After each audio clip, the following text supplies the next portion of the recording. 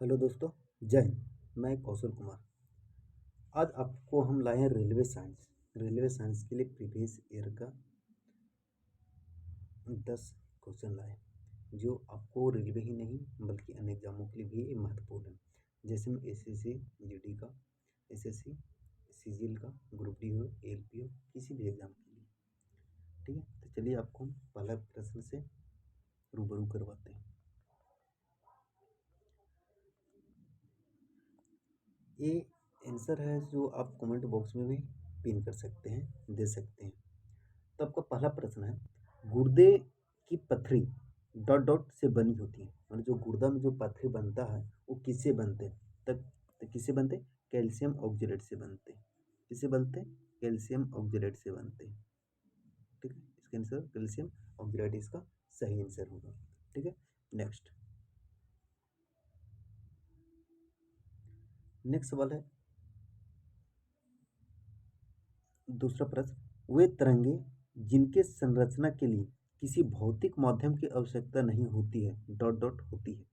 मतलब कहता है वे तरंगे जिनके संरचना के लिए भौतिक माध्यम की जरूरी नहीं होता, वो तब किससे किसका माध्यम लेते हैं?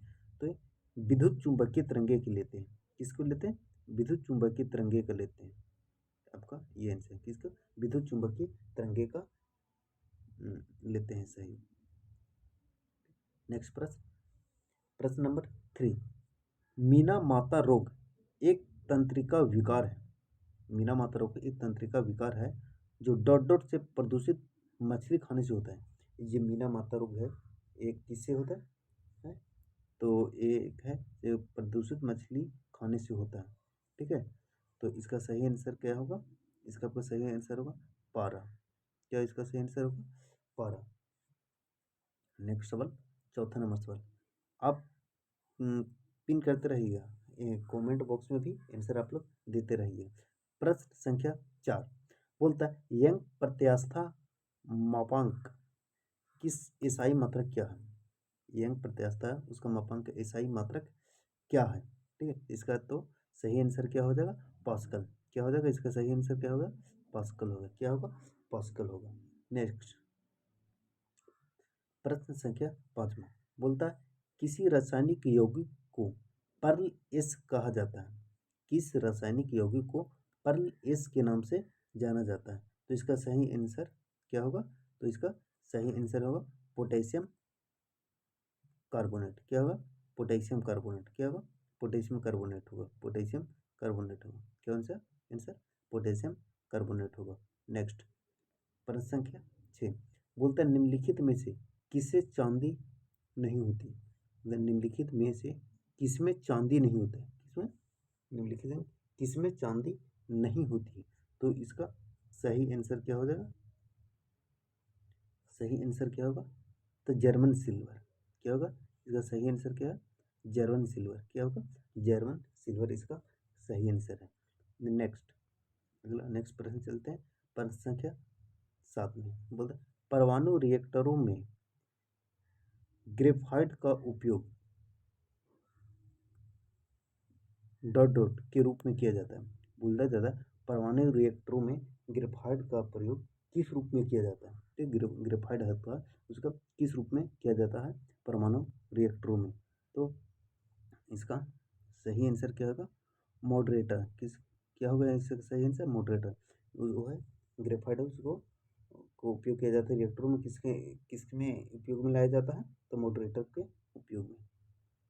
आगे चलते हैं, अगला प्रश्न प्रश्न संख्या 8 में बोलता, भोपाल गैस त्रासदी में कौन सी जहरीली गैस निकली थी? जो भोपाल में गैस जो जहरीली गैस निकली थी वो कौन से गैस निकली थी? ठीक है, तो आपका इस सही इसका सही आंसर क्या होगा? Methyl isocyanate. क्या होगा? Methyl isocyanate. Methyl isocyanate. Option number C इसका आंसर होगा। सभी क्वेश्चन को आप इसको ध्यानपूर्वक याद करिएगा। ये बाद में एक नोट्स बना लीजिए, उसमें लिखते रहिए। ये हर एक एग्जाम के लिए अति महत्वपूर्ण सवाल रहेगी।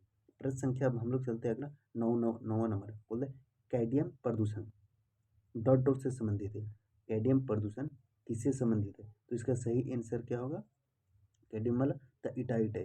कैडमियम प्रदूषण है, इसका होता है किससे संबंधित है? कैडमियम प्रदूषण द इटाइटाई से होता है। ठीक है, इटाइटाई कैडमियम प्रदूषण से इटाइटाई रोग होता है। ठीक है, नेक्स्ट प्रश्न संख्या अगला है, जो प्रश्न संख्या हमारा 10 है। अगला बोलता है चॉक का रासायनिक नाम क्या? क्या? चॉक का रासायनिक नाम क्या है? तो इसका सही आंसर क्या होगा? Calcium carbonate. क्या होगा? Calcium carbonate. क्या होगा? Calcium carbonate. ये आपको अभी हम जो 10 प्रश्न के सभी एग्जामों के लिए अति महत्वपूर्ण प्रश्न है। ऐसे ही हर एक सीरियल वाइज है, हम आपको रोज कोशिश करेंगे कि लाते रहेंगे। जय हिंद, जय भारत।